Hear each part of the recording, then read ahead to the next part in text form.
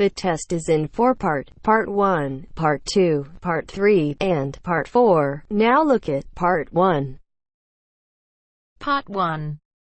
You will hear a man called Ken talking on the phone to a friend called Liz about holiday accommodation. First, you have some time to look at questions 1 to 6.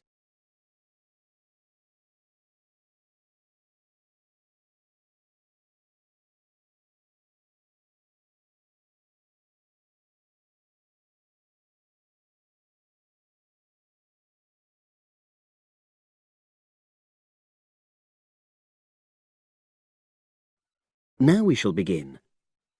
You should answer the questions as you listen because you will not hear the recording a second time. Listen carefully and answer questions 1 to 6.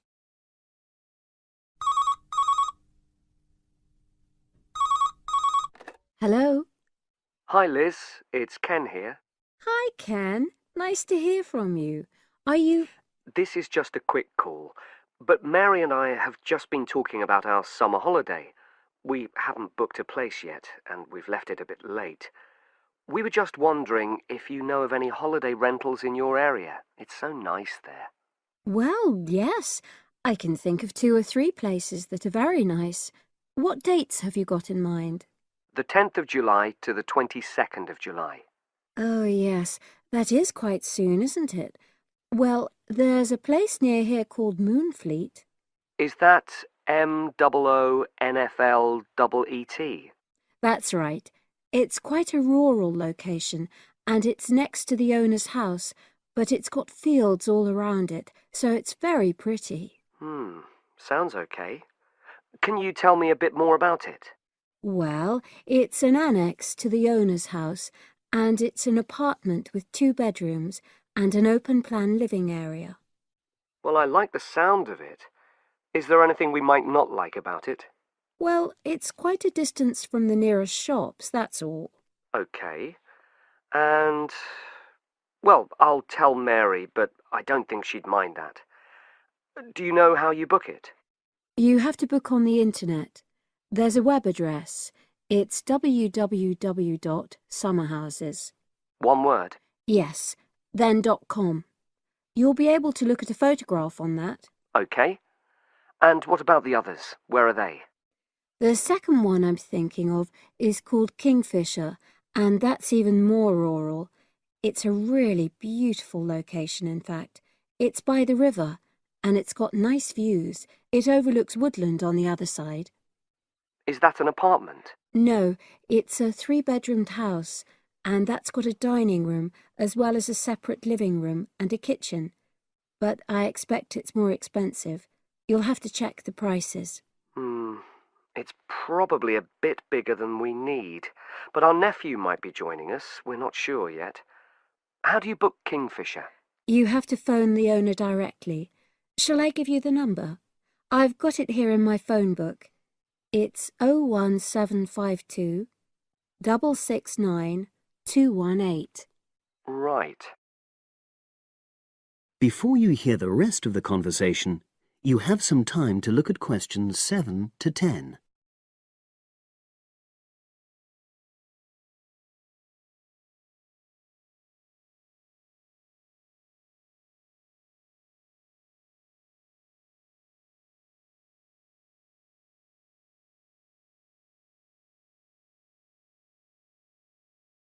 Now listen and answer questions 7 to 10. And you mentioned a third place? Yes, there's a house that my sister stayed in last year. It's called Sunnybanks. Nice name. And the location of that one is rather different. It's in the centre of a village, but it's a very small and quaint place. Did your sister like it? Oh, yes. It's by the sea, so her children really loved it. What's the accommodation like? I'm not sure about the number of rooms, because I haven't been in it myself, but I think she said it's quite spacious, and I know it's got its own garden. It's not very big, but it's not shared with anyone else, and it's supposed to be very pretty. Any snags, problems? The only other thing I can think of is that there's nowhere for parking. The streets are too narrow, so you have to leave your car somewhere else and then walk to the house. It's only about 10 minutes away, but... OK. Well, I don't think it matters personally. How do you book it? There's an agent you have to contact. I don't know his details, but I can ask my sister and let you know tomorrow. Thanks, Liz. That'd be great. I'll talk to Mary and see what she says. Thanks for your help. That's okay, Ken. I'll speak to you again tomorrow. I hope you find what you're looking for. That is the end of part 1. You now have half a minute to check your answers.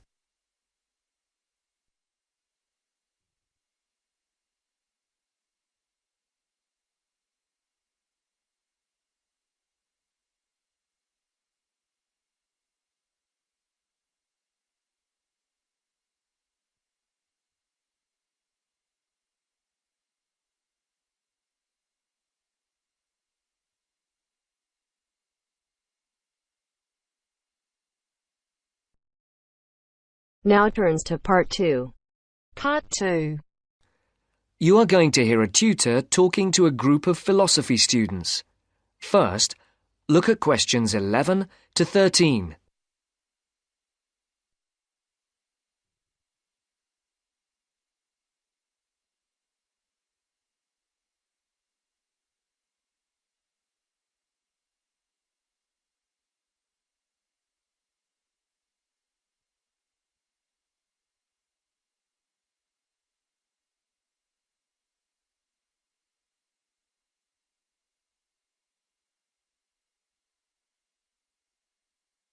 For these questions, complete the blank spaces in the table as you listen to the first part of the talk.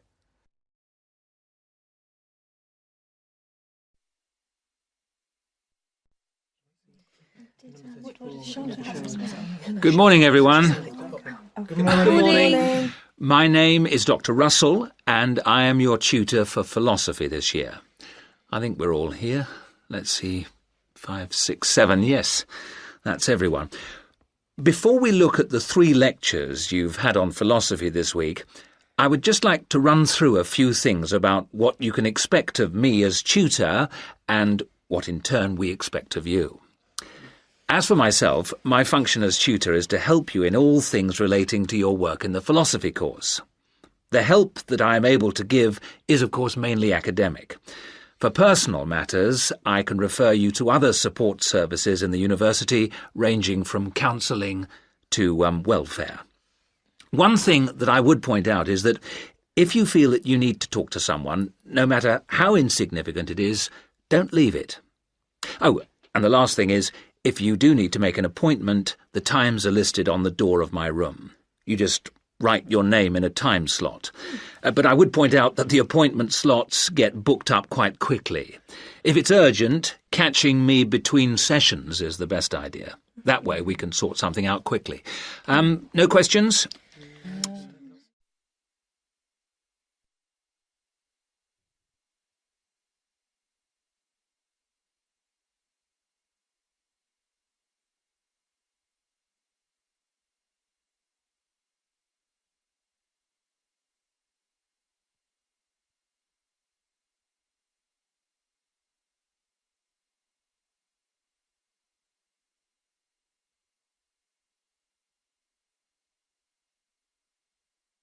As you listen to the second part of the talk, answer the questions. For questions 14 to 19, circle the correct letter, A, B, or C.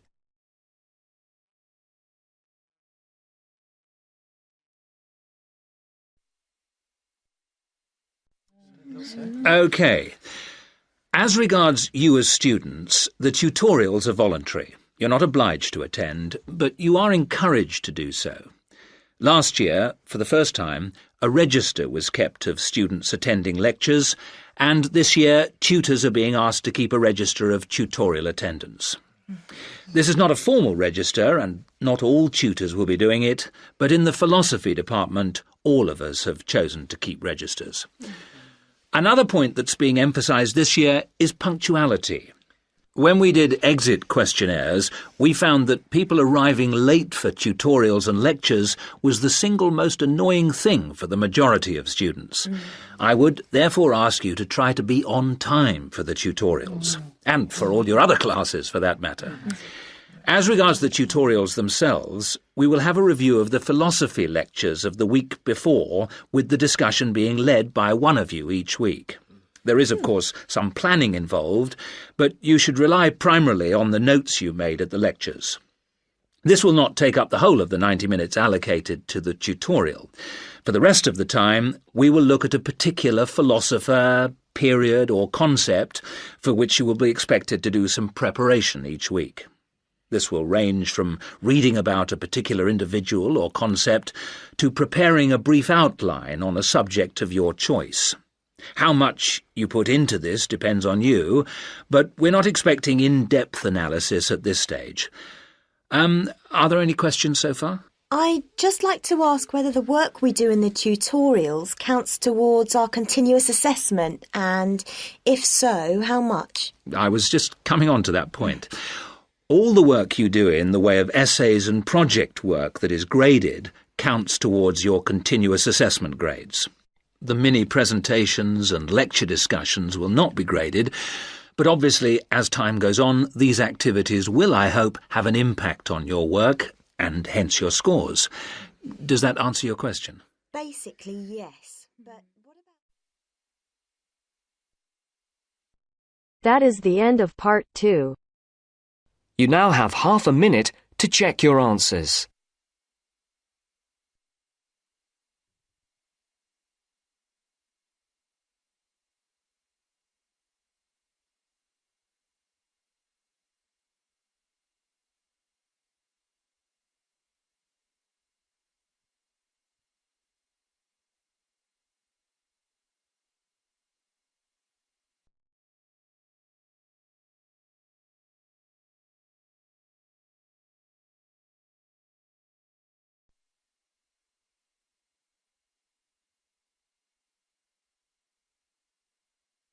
Now turns to part 3.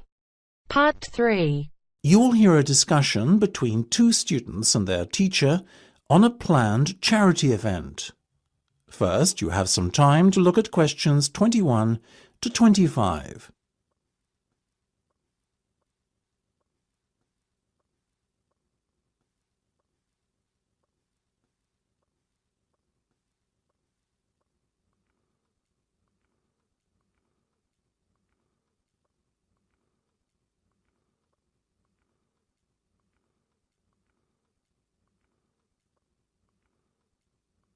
Now listen carefully and answer questions 21 to 25. So, are you making any progress with your plans for our annual charity event?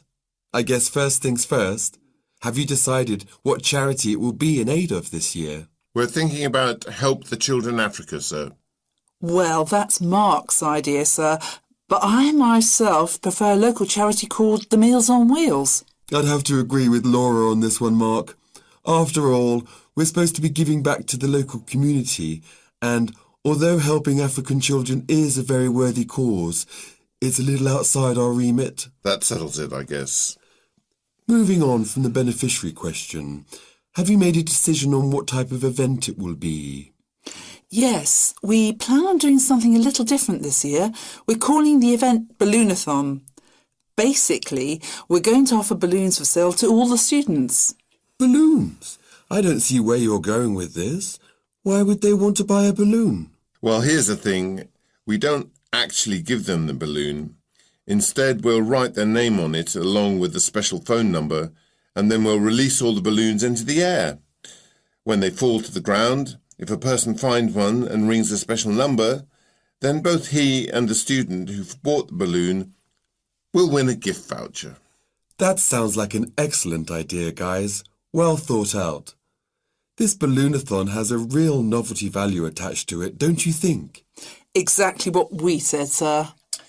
The only drawback is that the gas you put into the balloons is rather expensive. How much? About £20 per canister, and we'll need about 10. And how many balloons are you planning to blow up? Well, there are over 1,000 students in the school, so if even 1/3 of the students buy one, we'd need about 350 balloons. We've decided to order 500 so we don't run out. The good thing is we can return the canisters of gas if we don't use them, and the balloons aren't expensive, so there's no real risk of us spending a lot of money without getting a good return. You two have really thought this one out. I'm impressed. Before you hear the rest of the discussion, you have some time to look at questions 26 to 30.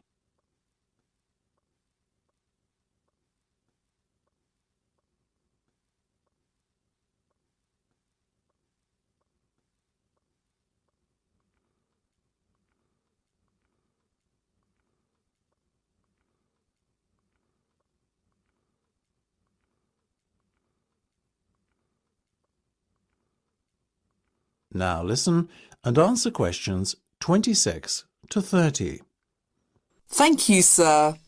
So, how much money do you think we can raise? Well, each balloon costs about 1p, and when it's filled with gas, it's going to cost us about 50 pence. We reckon that if we sell our balloons at a price of £1.50 and we sell all 500 of them, we'll end up making a profit of £1 per balloon.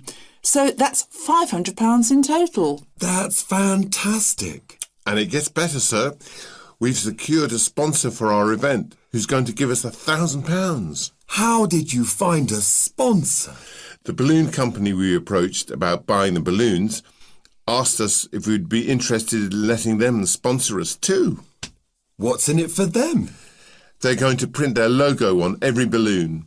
I think you've done a good deal there. Thank you, sir. So, do we have your approval to confirm our order? Absolutely. But you know, I think we can sell more balloons if we set our minds to it. So why not order double the amount? 1,000 instead of 500. We're going to need more than 10 canisters of gas then. Double the amount, presumably. Correct. OK, let's go for it.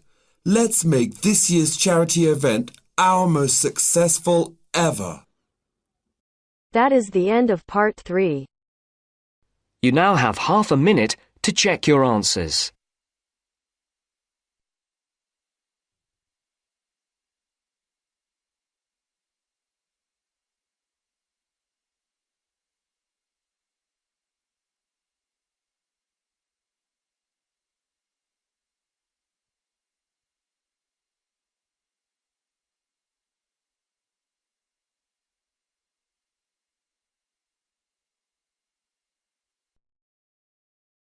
Now turns to part 4. Part 4. First, you have some time to look at questions 31 to 40.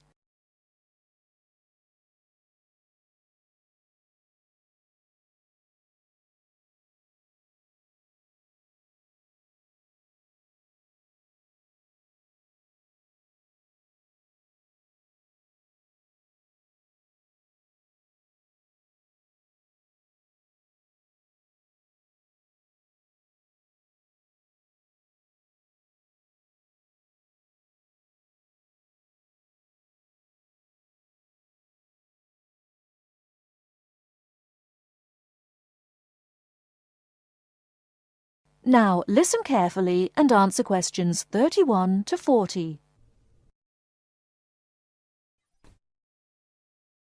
River dance is an expression of modern Irish culture, but it is based on a culture which had its golden era from the 6th to the 9th century. Before that period, Irish culture was oral and based on a love of complicated stories and poetic styles. But in the 6th century, something wonderful happened. Writing was introduced by missionaries. From then on, the culture of Ireland began to develop in ways impossible before and had considerable influence in Northern Europe in the period up to the 9th century. With the invasions which began in the 9th century, this golden age collapsed and there never was any real recovery.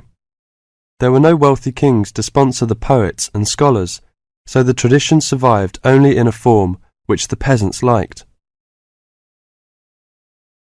The love of story and song did not die, but no real attempt was made to find a distinctive Irish style until the end of the 19th century, when Irish nationalism began to influence writers in English called Anglo-Irish literature.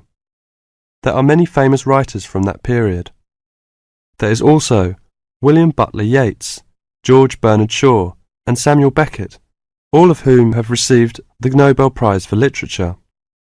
In all, Ireland has received the Nobel Literature Prize 4 times. When you consider we have only a population half the size of Beijing, you see how unusual that is. Now, let me talk about the music. The Irish love of music has succeeded in surviving the change from Irish, the native language, to the language of the invader, and has once more begun to blossom and become influential outside the country. Irish music was reduced to being the language of the country people and was dying out as people moved to the cities. Young city people did not want to listen to peasant music, although we were all told it was important. Some efforts were made to make it attractive to city people, but largely without success. More recently, this has begun to change, and since the 1980s has taken off. But modern Ireland has been looking for more than just a revival of traditional music. Many of the most famous popular singers in the world are Irish: U2, Enya, the Cranberries, and many others. There are 10,000 people employed in Ireland in the music industry. Riverdance is an expression of that new interest in the old and that ability to understand the new.